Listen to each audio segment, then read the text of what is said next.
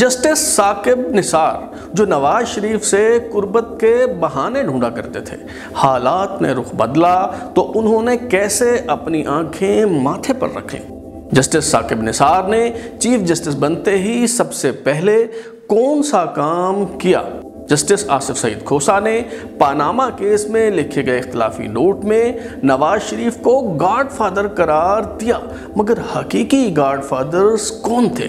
Panama J I T کی تشکیل کے دوران واٹس ایپ سکینڈل نے کیسے عدلیہ کی ساکھ پر سنگین سوالات اٹھا دیے؟ کیا یہ حقیقت ہے کہ سپریم کورٹ نے لفظ اثاثہ کی تعریف بیان کرتے ہوئے نواز شریف کو نااہل قرار دیا، مگر اثاثہ کی جو تعریف اس فیصلے میں بیان کی گئی وہ تعریف بلیک لاز ڈکشنری میں سرے سے موجود ہی نہیں؟ آج ہم انہی اہم ترین سوالات کے جواب تلاش کرنے کی کوشش کریں گے۔ پاکستان کے منصف سیریز کی 36ویں قسط کے ساتھ میں ہوں بلال غوری اور آپ دیکھ رہے ہیں ترازو۔ جسٹس افتخار چودھری کی دوسری مرتبہ بحالی کے بعد ججوں کی تعیناتی کے معاملے پر ان کی صدر آصف زرداری اور وزیر اعظم یوسف رضا گیلانی سے ٹھن گئی۔ وفاقی حکومت الجہاد ٹرسٹ کیس میں سپریم کورٹ کے طے کیے گئے ضابطے کے مطابق لاہور ہائی کورٹ کے چیف جسٹس خواجہ شریف کو سپریم کورٹ لانا چاہتی تھی، جبکہ لاہور ہائی کورٹ کے سینئر جج جسٹس ثاقب نثار کو ان کی جگہ چیف جسٹس تعینات کرنے کی خواہاں تھی۔ جسٹس افتخار چودھری چاہتے تھے کہ جسٹس خواجہ شریف کو chief justice Lahore high court کے منصب پر برقرار رہنے دیا جائے، جبکہ جسٹس ثاقب نثار کو out of merit supreme court لایا جائے۔ حکومت نے ان کی سفارشات تسلیم نہ کرتے ہوئے ججوں کی تعیناتی کا نوٹیفیکیشن جاری کر دیا تو راتوں رات عدالت لگا کر اس نوٹیفیکیشن کو معطل کر دیا گیا۔ آخر کار حکومت کو گھٹنے ٹیکنا پڑے اور justice Saqib Nisar Lahore high court کے چیف جسٹس نہ بن سکے۔ جسٹس ثاقب نثار کو اس بات کا بے حد ملال تھا، مگر وہ نہیں جانتے تھے کہ ان کے مقدر میں ملک کی سب سے بڑی عدالت کا چیف جسٹس بننا لکھا ہے۔ جسٹس انور ظہیر جمالی کی ریٹائرمنٹ پر جسٹس ثاقب نثار نے سپریم کورٹ کے 25ویں چیف جسٹس کے طور پر حلف اٹھایا تو تحریک انصاف کے سربراہ عمران خان اور ان کے ورکرز کو بے حد مایوسی ہوئی۔ جسٹس ثاقب نثار کے خلاف سوشل میڈیا پر مہم چلائی گئی کہ اب جبکہ نواز شریف کا ذاتی ملازم چیف جسٹس بن گیا ہے تو پاناما کیس کا فیصلہ کیسے ہوگا؟ اس پراپیگنڈے کا پس منظر یہ تھا کہ لاہور کی ارائی فیملی سے تعلق رکھنے والے میاں نثار کے بیٹے ثاقب نثار ایڈوکیٹ نے شریف خاندان سے قریب ہونے کے لیے بہت پاپڑ بیلے۔ ایک باوثوق عینی شاہد کے مطابق کسی تقریب میں ثاقب نثار ایڈوکیٹ کو نواز شریف کے قریب آنے کا موقع نہیں مل رہا تھا تو وہ درمیان میں حائل میز کے نیچے سے گزر کر نواز شریف کے پاس آ گئے۔ ثاقب نثار نے 1980 میں بطور وکیل پریکٹس شروع کی، مگر قابل ذکر وکلاء کی صف میں شامل نہ ہو سکے۔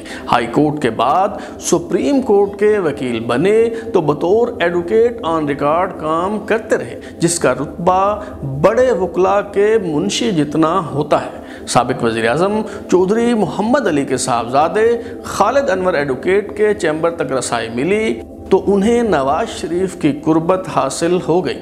جب نواز شریف دوسری بار وزیر اعظم بنے تو 29 مارچ 1997 کو خالد انور ایڈوکیٹ کی سفارش پر ثاقب نثار کو وفاقی سیکرٹری برائے قانون و پارلیمانی امور تعینات کر دیا گیا۔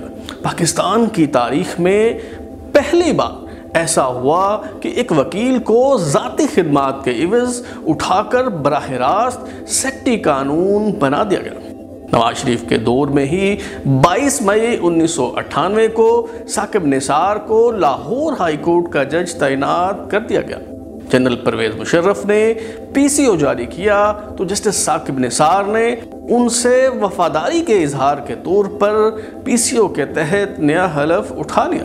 قدرت کی ستم ظریفی دیکھیں کہ وہی ثاقب نثار جو نواز شریف سے قربت کے بہانے ڈھونڈا کرتے تھے، چیف جسٹس بننے کے بعد ایک مقدمے کی سماعت کے دوران حمزہ شہباز شریف کا ذکر ہوا تو نہایت رعونت سے کہنے لگے، کون ہے یہ حمزہ شہباز شریف؟ جسٹس ثاقب نثار نے بطور چیف جسٹس حلف اٹھاتے ہی پہلا حکم پاناما کیس سے متعلق جاری کیا اور نواز شریف کے خلاف دائر درخواستوں کی سماعت کے لیے سینئر موسٹ جج جسٹس آصف سعید کھوسہ کی سربراہی میں 5 رکنی لارجر بینچ تشکیل دے دیا۔ اس بینچ میں جسٹس گلزار احمد، جسٹس عصمت سعید، جسٹس اعجاز افضل خان اور جسٹس اعجاز الاحسن شامل تھے۔ جسٹس آصف سعید کھوسہ کی سربراہی میں لارجر بینچ نے جنوری 2017 میں پاناما سے متعلق درخواستوں کی سماعت شروع کی اور 23 فروری 2017 کو فیصلہ محفوظ کرتے ہوئے جسٹس آصف سعید کھوسہ نے کہا کہ ایسا فیصلہ دیں گے جو 20 سال بعد بھی یاد رکھا جائے گا۔ اس بینچ میں شامل جسٹس اعجاز افضل خان نے کئی قدم مزید آگے بڑھ کر دعویٰ کر دیا کہ پاناما کیس میں ایسا فیصلہ دیں گے جو صدیوں یاد رکھا جائے گا۔ ملک بھر میں نہایت بے تابی سے انتظار ہو رہا تھا کہ اعلیٰ ترین عدالت وزیر اعظم نواز شریف سے متعلق کیا فیصلہ سناتی ہے۔ آیا انہیں کلین چٹ دی جاتی ہے یا پھر تاریخ رقم کرنے کے لیے انہیں گھر بھیج دیا جاتا ہے؟ انتظار کی گھڑیاں طویل ہو رہی تھی، مگر شاید جج صاحبان سنسنی خیزی میں مزید اضافہ کرنے پر غور کر رہے تھے، اس لیے 57 دن بعد یہ فیصلہ سنانے کے لیے 20 اپریل کا دن منتخب کیا گیا۔ دلچسپ حقیقت یہ تھی کہ گزشتہ برس اپریل میں ہی پاناما کا ہنگامہ شروع ہوا اور اب اپریل میں ہی اس معاملے کا ڈراپ سین ہونے کو تھا۔ فیصلہ سنانے کے لیے دوپہر 2 بجے کا وقت مقرر تھا۔ جسٹس آصف سعید کھوسہ کی سربراہی میں 5 رکنی لارجر بینچ میں شامل جج صاحبان 2:03 پر عدالت میں داخل ہوئے تو سناٹا چھا گیا۔ جسٹس آصف سعید کھوسہ نے سب کا شکریہ ادا کیا اور پھر فیصلہ پڑھنا شروع کیا۔ سپریم کورٹ کے لارجر بینچ نے اکثریتی فیصلے میں وزیر اعظم نواز شریف اور ان کے بچوں کے خلاف مزید تحقیقات کے لیے 6 رکنی JIT بنانے کا حکم دیا، جس میں FIA، NAB, state bank, security exchange commission, ISI اور ملٹری انٹیلیجنس کا ایک نمائندہ شامل ہوگا۔ جسٹس آصف سعید کھوسہ اور جسٹس گلزار احمد نے اختلافی نوٹ لکھا جس میں قرار دیا گیا کہ وزیر اعظم نواز شریف منی ٹریل دینے میں ناکام رہے، انہوں نے قوم سے جھوٹ بولا، اس لیے وہ آئین کے آرٹیکل 62-63 کے تحت صادق و امین نہیں رہے، لہٰذا الیکشن کمیشن انہیں بطور رکن قومی اسمبلی ڈی نوٹیفائی کرے۔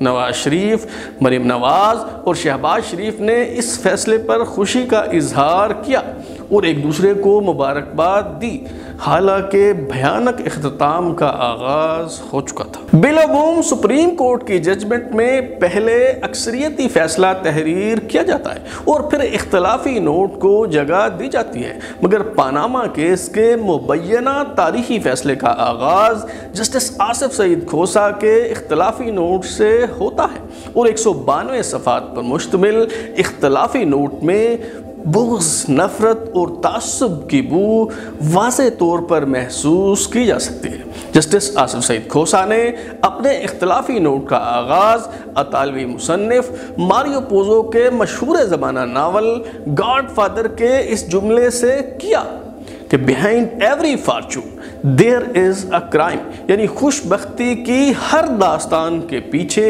کوئی نہ کوئی جرم کار فرما ہوتا ہے۔ مائی لارڈ جسٹس آصف سعید کھوسہ یہ جملہ لکھتے وقت یہ بتانا بھول گئے کہ ڈیرہ غازی خان سے تعلق رکھنے والے ایک وکیل فیض احمد کھوسہ ایڈوکیٹ کا ایک بیٹا ناصر محمود کھوسہ وفاقی سیکرٹری بن جاتا ہے، ان کا دوسرا بیٹا طارق محمود کھوسہ DG FIA تعینات ہوتا ہے، جبکہ تیسرا بیٹا آصف سعید کھوسہ ملک کی اعلیٰ ترین عدالت کا چیف جسٹس بن جاتا ہے۔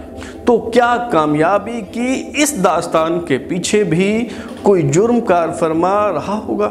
ماریو پوزو کے ناول گاڈ فادر پر فلم بھی بنی اور اطالوی مافیا کا ڈان کارلیونی کتنا طاقتور ہے اس کا اظہار فلم کے ایک سین میں ہوتا ہے۔ We're all grateful to Don Corleone for calling this meeting. We all know him as a man of his word. A modest man, he'll always listen to reason. Yes, Don Barzini. He's too modest. He had all the judges and politicians in his pocket. He refused to share them. مگر justice Asif سعید کھوسا اپنے اختلافی note میں ان حقیقی God fathers کا ذکر نہ کر سکے جن کی جیب میں جج اور سیاستدان ہوتے ہیں، بلکہ ایک سیاستدان کو ہی گاڈ فادر قرار دے کر خفت مٹانے کی کوشش کی۔ جسٹس آصف سعید کھوسا نے افلاطون کی کتاب ریپبلک کا حوالہ دیتے ہوئے کہا کہ وہ ریاست کی سربراہی کے لیے فلسفی کو تاجر پر ترجیح دیں گے، کیونکہ فلسفی مستقبل کی پیش گوئی کرتے ہوئے لاہ عمل مرتب کرے گا، جبکہ تاجر ریاست کا نظم و نسق چلاتے ہوئے کبھی بھی اپنے کاروباری مفاد اور اساسوں سے خود کو الگ نہیں کر پائے گا۔ خود کو افلاطون سمجھنے والے بادشاہ گر تاجر کو ہٹا کر جس فلسفی کو ریاست کے سربراہ کے طور پر سامنے لائے اس نے کیا گول کھلائے، کاش کوئی جا کر مائی لارڈز کو بتائے۔ جسٹس آصف سعید کھوسا نے اپنے اختلافی نوٹ میں لکھا کہ لارڈ ریڈ نے ہیفٹن بنام سمتھ نامی مقدمے میں قرار دیا ہے کہ بعض اوقات قانون گدھا ہو سکتا ہے لیکن بالکل بے وقوف نہیں ہو سکتا۔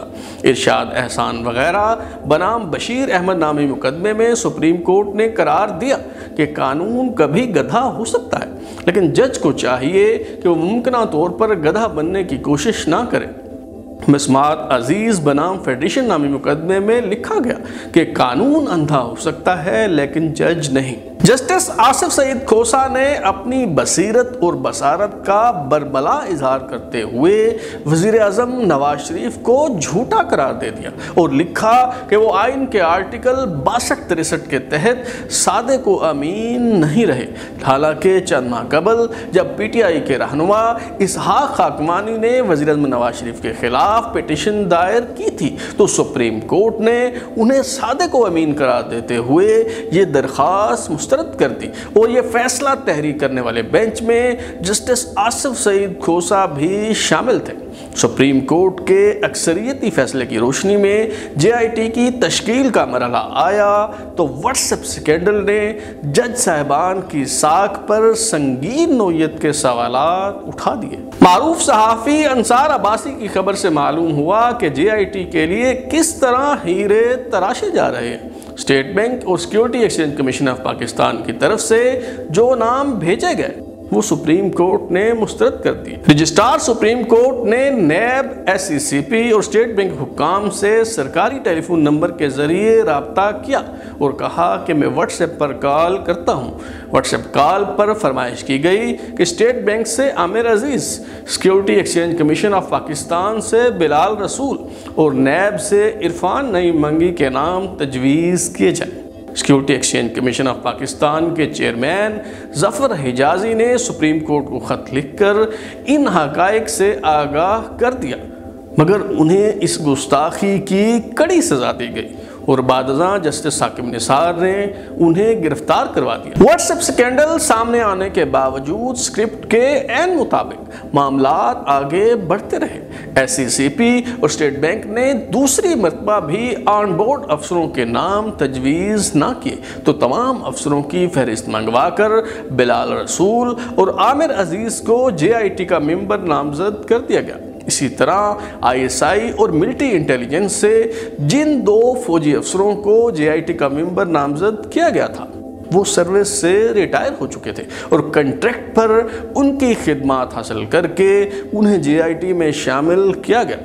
بعد ازاں چیف جسٹس ثاقب نثار نے جعلی اکاؤنٹس کیس کی سماعت کرتے ہوئے اعتراف کیا کہ پاناما جے آئی ٹی میں آئی ایس آئی اور ملٹری انٹیلیجنس کے لوگ تڑکا لگانے کے لیے شامل کیے گئے تھے۔ نواز شریف وزیر اعظم کی حیثیت سے پاناما جے آئی ٹی کے سامنے پیش ہوتے رہے۔ قطری شہزادے حماد بن جاسم الثانی نے اپنے خط کو تسلیم کیا اور جے آئی ٹی کو محل میں آ کر بیان ریکارڈ کرنے کی پیشکش کی، مگر جے آئی ٹی نے اصرار کیا کہ وہ ذاتی حیثیت میں پاکستان آ کر جے آئی ٹی کے سامنے پیش ہوں، اور ساتھ ہی قطری شہزادے کو دھمکی آمیز انداز میں یہ بھی یاد دلایا گیا کہ سپریم کورٹ کو خط لکھ کر وہ پاکستانی عدالتوں کی جیورسڈکشن کو تسلیم کر چکے ہیں اور اب اس بات سے مکر نہیں سکتے۔ 10 جولائی 2017 کو واجد ضیاء کی سربراہی میں کام کرنے والی جے آئی ٹی نے حتمی رپورٹ سپریم کورٹ میں جمع کروائی تو کئی کارٹن جن پر ایویڈنس لکھا ہوا تھا سپریم کورٹ میں لائے جاتے رہے۔ سپریم کورٹ کے 3 رکنی بینچ نے جے آئی ٹی رپورٹ سامنے آنے کے بعد چند روز مزید سماعت کی اور 21 جولائی کو ایک بار پھر فیصلہ محفوظ کر لیا گیا۔ اگرچہ 3 رکنی بینچ سماعت کرتا رہا، مگر جب پاناما کا فیصلہ سنانے کے لیے کاز لسٹ جاری ہوئی تو معلوم ہوا کہ 28 جولائی 2017 کو 5 رکنی بینچ ہی وزیر اعظم نواز شریف اور ملک کے سیاسی مستقبل کا فیصلہ سنائے گا۔ ایک بار پھر فیصلے کی گھڑی آ چکی تھی۔ جسٹس آصف سعید کوسا کی سربراہی میں سپریم کورٹ کے 5 رکنی بینچ نے فیصلہ دیا کہ وزیر اعظم نواز شریف آئین کے آرٹیکل 62 اور 63 کے تحت سادے کو امین نہیں رہے۔ یوں ایک اور وزیر اعظم کو مدت پوری نہ کرنے دی گئی اور عدالتی فیصلے کے ذریعے گھر بھیج دیا گیا۔ 20 اپریل 2017 کو دیے گئے فیصلے میں کہا گیا تھا کہ جے آئی ٹی رپورٹ آنے کے بعد مدعا علیہ نمبر 1 یعنی وزیر اعظم کی نااہلی کے معاملے پر غور کیا جائے گا، اور اگر اس حوالے سے کوئی آرڈر پاس کرنا ضروری سمجھا گیا تو مدعا علیہ نمبر 1 یا دیگر اشخاص کو طلب کر کے وضاحت مانگی جائے گی، مگر وزیر اعظم نواز شریف کو طلب کیے اور صفائی کا موقع دیے بغیر ہی ان کے خلاف فیصلہ سنا دیا گیا۔ جے آئی ٹی جو سپریم کورٹ کے بقول ہیروں پر مشتمل تھی اور ان میں سے بعض انگریزوں کو تو مائی لارڈز نے خود چن کر ہیرو میں تبدیل کیا تھا، تمام تر بھاگ دوڑ کے بعد یہ جے آئی ٹی کرپشن کا کوئی ٹھوس ثبوت تلاش نہ کر سکی تو یہ دستاویزات پیش کر دی گئی کہ وزیر اعظم نواز شریف اپنے بیٹے کی کمپنی کیپٹل FZE کے بورڈ آف ڈائریکٹرز کے چیئرمین ہیں۔ نواز شریف کے وکیل نے دوران سماعت واضح کیا کہ یہ ایک اعزازی عہدہ ہے اور ان کے موکل نے کبھی تنخواہ وصول نہیں کی۔ سپریم کورٹ کے لارجر بینچ نے قرار دیا کہ وہ تنخواہ جو انہوں نے وصول نہیں کی وہ دراصل ان کا اثاثہ تھی۔ عوامی نمائندگی ایکٹ کے تحت الیکشن لڑتے وقت اثاثہ جات کا اعلان کیا جاتا ہے، چونکہ نواز شریف نے اپنے اثاثہ جات کا اعلان کرتے وقت اس تنخواہ کا ذکر نہیں کیا تھا جو اب ان کا اثاثہ بن چکی تھی، لہٰذا روپا اور آئین کے آرٹیکل 62(1)(f) کے تحت وہ سادے کو امین نہیں رہے۔ سپریم کورٹ کے معزز جج صاحبان نے پاناما میں نواز شریف کو نااہل قرار دینے کے لیے بلیک لاز اور بزنس ڈکشنری کا سہارا لیا۔ فیصلے میں پہلے بلیک لاز ڈکشنری کی مدد سے لفظ اثاثہ یعنی ایسٹ کی تعریف بیان کی گئی اور بتایا گیا کہ کیش، انوینٹری، کاپی رائٹس کے علاوہ قابل وصول رقوم بھی اثاثہ کہلاتی ہے۔ پھر بلیک لاز ڈکشنری میں سے ریسیویبل کی متعین تعریف نکالی گئی اور بعد میں مزید وزن پیدا کرنے کی غرض سے بزنس ڈکشنری کا حوالہ دیا گیا کہ ریسیویبل دراصل قابل وصول اثاثہ جات ہوتے ہیں۔ 19ویں صدی کے آخر میں امریکی قانون دان ہنری کیمبل بلیک نے ججوں کی رہنمائی اور معاونت کے لیے ایک ڈکشنری تشکیل دی جو بلیک لاز ڈکشنری کے نام سے جانی جاتی ہے، اور امریکی عدالتی نظام میں اس ڈکشنری کی بڑی اہمیت ہے۔ گزشتہ برس امریکی سپریم کورٹ نے اپنے 10 میں سے 2 فیصلوں میں اس ڈکشنری کا حوالہ دیا۔